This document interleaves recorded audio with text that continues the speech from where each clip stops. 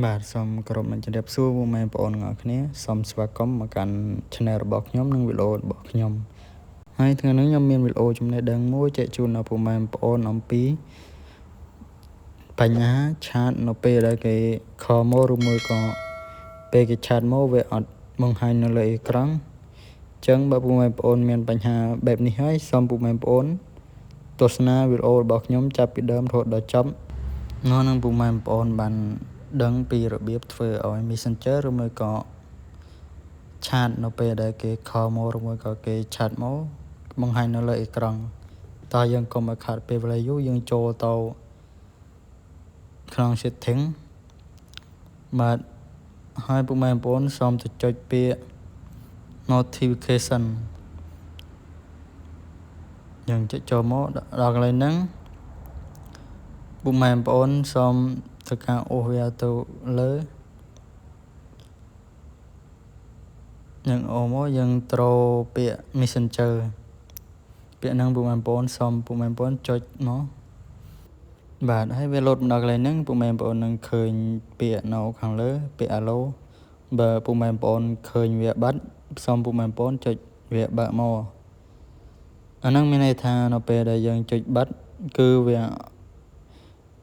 នៅពេលដែលគេឆាតមកឬមួយក៏គេខលមកវាអត់ផ្ញើសារនៅលើអេក្រង់ទេអញ្ចឹងពុកម៉ែបងប្អូនសូមចុចបើកមកបាទហើយមួយវិញទៀតដែលពុកម៉ែបងប្អូនរកកន្លែង Messenger នៅកន្លែង notification រត់ឃើញទេអញ្ចឹងពុកម៉ែបងប្អូនធ្វើការចេញមកក្រៅដើម្បីយើងចូលទៅកន្លែងពាក្យមួយមានន័យថាពាក្យ app បាទសូមពុកម៉ែបងប្អូនចុចពាក្យ app ហ្នឹងមកបាទហើយមកដល់កន្លែងហ្នឹងសូមពុកម៉ែបងប្អូនអូសវាទៅលើយើងអូសវាទៅពាក្យ Messenger ឬមួយក៏ឆាតអញ្ចឹងយើងឃើញហើយយើងចុចចូលកន្លែងពាក្យ Messenger មកបាទហើយមកដល់កន្លែងហ្នឹងពុកម៉ែបងប្អូនទៅចុចពាក្យកន្លែង notification អញ្ចឹងមកដល់កន្លែងហ្នឹងពុកម៉ែបងប្អូននឹងឃើញពាក្យ Allo នៅខាងលើអញ្ចឹងដូចអាមុនដែរអញ្ចឹងបើពុកម៉ែបងប្អូនឃើញវាបាត់យើងធ្វើការបើកវាមកបាទហើយមួយវិញទៀតយើងធ្វើការចេញមកក្រៅបើពុកម៉ែបងប្អូនរកកន្លែងពាក្យ Messenger អត់ឃើញទេសូមពុកម៉ែបងប្អូនចុចពាក្យកន្លែង search ហ្នឹងមកហើយពុកម៉ែបងប្អូនវាយពាក្យ Messenger យើងវាយមកវាលោតមកហើយពុកម៉ែបងប្អូនអ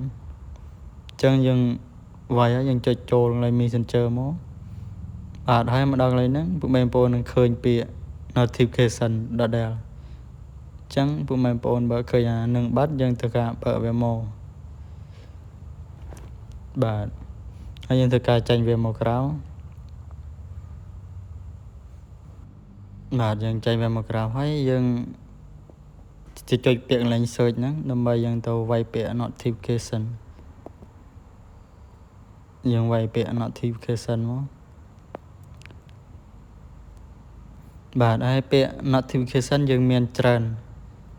យើងមាន notification style អញ្ចឹងយើងយកពាក្យកន្លែង notification style ហ្នឹងមកយើងចុចចូលវា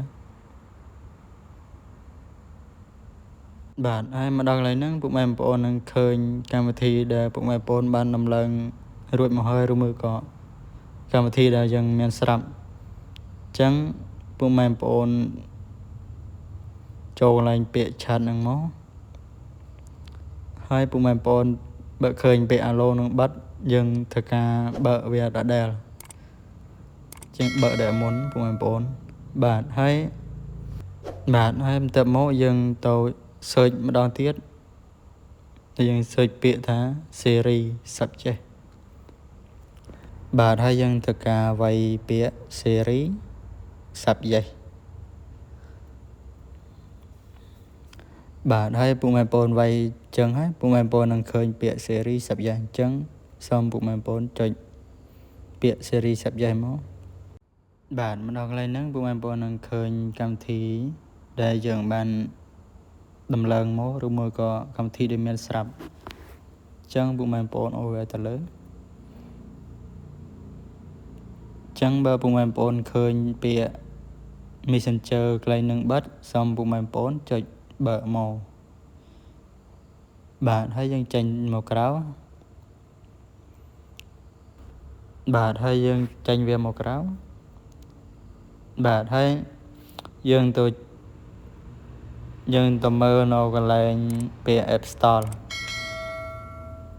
បាទយើងចុចចូល App Store មកបាទហើយមកដល់កន្លែងហ្នឹងពុកម៉ែបងប្អូនទៅ search យើងចុចពាក្យលេខពាក្យ search ហ្នឹងចាំពុកម៉ែបងប្អូន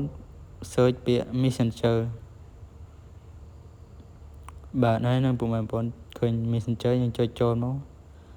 បាទហើយមកដល់កន្លែងហ្នឹងបើពុកម៉ែបងប្អូន Messenger ពុកម៉ែបងប្អូនគេតម្រូវឲ្យយើងអាប់ដេតយើងត្រូវអាប់ដេតបាទហើយមួយវិញទៀតបើពុកម៉ែបងប្អូនចុចមកឃើញពាក្យ open អញ្ចឹងដូចខ្ញុំយើងអត់ដឹងថាវាតម្រូវឲ្យអាប់ដេតទេអញ្ចឹងសូមពុកម៉ែបងប្អូនចុចកន្លែង profile មកបាទហើយមកដល់កន្លែងហ្នឹងបើពុកម៉ែបងប្អូនឃើញវាតម្រូវឲ្យយើងអាប់ដេតអញ្ចឹងយើងត្រូវអាប់ដេតតាមវាមកដើម្បីឲ្យឆាតឬមួយក៏ Messenger នៅពេលដែលគេខលមកឬមួយក៏គេឆាតមកវាផ្ញើសារនៅលើអេក្រង់ចឹងវីដេអូចំណេះដឹងរបស់ខ្ញុំមានតែប៉ុណ្្នឹងទេសូមពុកម៉ែបងប្អូនដែលទៅមកថ្មីកុំភ្លេចជួយចុច Subscribe អ្នកមួយផង